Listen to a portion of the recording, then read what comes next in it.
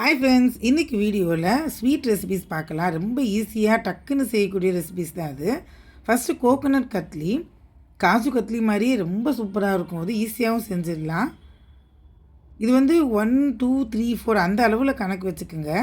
First 1 cup நெய், 2 cup தேங்காய், துருவின தேங்காய், 3 கப்பு சுகர், அப்புறம் 4 கப்பு பால்.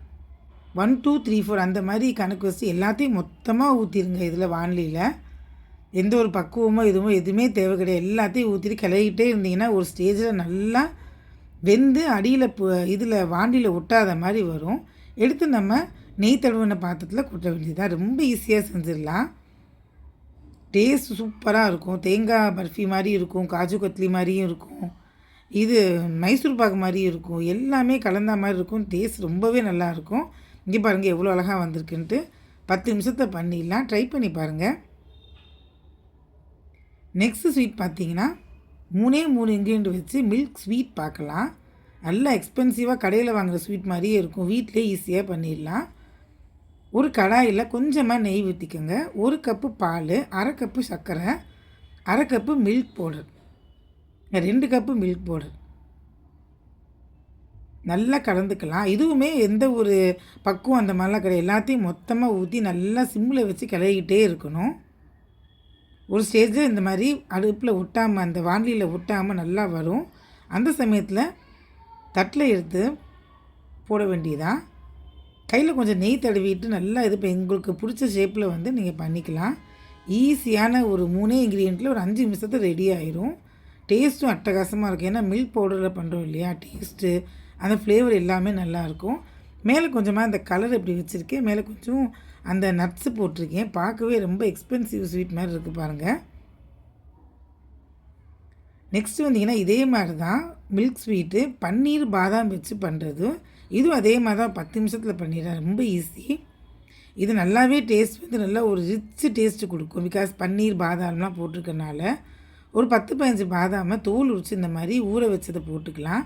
இது வீட்டில் பண்ண பன்னீர் தான். ஒரு 100 கிராம் இருக்கும். அதையும் சேர்த்து கொஞ்சமாக பால் விட்டு இந்த மாதிரி பேஸ்ட்டாக அரைச்சிக்கலாம். ஒரு வானிலையில் கொஞ்சமாக நெய் விட்டு அந்த பேஸ்ட்டாக பண்ணி வச்சதையும் போட்டுட்டு ஒரு 1/2 கப்பு மில்க் பவுடர் போட்டுக்க. இந்த மில்க் பவுடர் ஆப்ஷனல் தான், உங்களுக்கு ரிச் டேஸ்ட்டு கொடுக்கும். இதுமாதிரி பன்னீர் பாதாம்லாம் போட்டுக்கனால இந்த ஸ்வீட் ரொம்பவே டேஸ்ட் நல்லாயிருக்கும். ஒரு 1/2 கப்பு சுகர் போட்டுக்குங்க, அவ்வளோதான். கடைசியில் கொஞ்சமாக டூட்டி ஃப்ரூட்டி போட்டுங்க. பார்க்கவே கலர்ஃபுல்லாக அந்த வாயில் கடி போடும்போது ரொம்பவே டேஸ்ட் நல்லாயிருக்கும். இப்போ அங்கே ரெடி ஆயிடுச்சு. வாளியில் ஒட்டாமல் வரும்போது எடுத்து போட்டு நடுவில் இந்த மாதிரி டூட்டி ஃப்ரூட்டி கொஞ்சம் அலங்காரத்துக்கு இல்லை செர்ரி வச்சுக்கலாம், இல்லை நட்ஸு போட்டுக்கலாம். இது உங்கள் இஷ்டம் தான். ரெடி ஆகிடுச்சு பாருங்கள். நெக்ஸ்ட் ரெசிபி பார்த்திங்கன்னா ஃப்ரூட் சாலட் கஸ்டர்ட் பவுடர் வச்சு ரொம்பவே ஈஸி, டக்குன்னு பண்ணக்கூடியது, எல்லாருக்குமே பிடிக்கும். ஒரு 1/2 லிட்டர் பாலை நல்லா காய்ச்சிக்கணும். நல்லா 1/2 கப் சுகர் போட்டுக்கோங்க.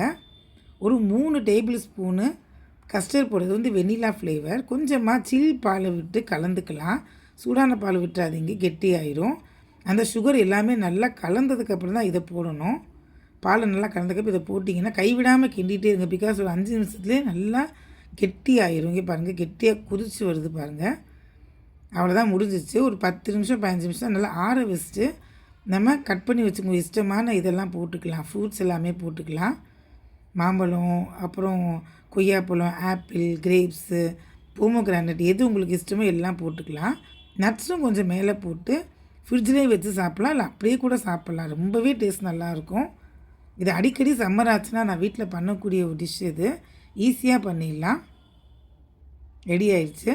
நெக்ஸ்ட்டு பார்த்திங்கன்னா ஜிலேபி. இது ஆல் டைம் ஃபேவரட், எல்லாருக்குமே இது ஃபேவரட்டாக இருக்கும். இது வீட்டில் எப்படி பண்ணுறதுன்னு நிறைய பேருக்கு தெரியாது. வெளியில் பார்த்தீங்கன்னா எப்பயுமே ஒரு கடையில் அது பாமாயில் தான் பண்ணுவாங்க, அதுவும் மைதாவில் பண்ணுவாங்க. ஸோ இது வீட்டிலே கொஞ்சம் ஹைஜீனிக்காக பண்ணலாம். ஸோ 1 கப்பு இந்த மாதிரி சுகர் எடுத்துக்கலாம். 1 கப்பு மைதா, 1/2 கப்பு சுகர், 1 கப்பு வாட்டரில் போட்டு இந்த மாதிரி கலந்துக்கலாம். ஒரு 1/2 கப்பு மைதா விட்டுக்கலாம். அதில் கொஞ்சம் நெய் சேர்த்துக்கலாம். சேர்த்து கொஞ்சமாக தண்ணி விட்டு நல்லா அந்த தோசை மாவு பதத்துக்கு அரைச்சிக்கணும். இந்த மாதிரி ஒரு சாஸ் பாட்டில் இப்போ எல்லா இடத்துலையுமே கிடைக்கிது. அதுக்குள்ளே போட்டுட்டு இந்த மாதிரி குட்டி குட்டியாக போட்டிங்கன்னா ஈஸியாக வந்துடும் உங்களுக்கு. ஷேப்பு எவ்வளோ நல்லா வருதுன்னு. ரொம்பவே டேஸ்ட் நல்லாயிருக்கும். ஈஸியாக பண்ணிடலாம். முறுன்னு ரொம்ப நல்லாயிருக்கும். பட் மைதாவில் பண்ணுறதா இருந்தாலும் கொஞ்சமாக அப்பப்போ பண்ணுற வீட்டில் பண்ணுறதானே ஈஸியாக சாப்பிட்லாம். 10 நிமிஷம் அந்த சிரப்பில் போட்டு எடுத்து வச்சுருங்க. ஈஸியாக ரெடி ஆயிடுச்சு. தேங்க்ஸ் ஃபார் வாட்சிங்.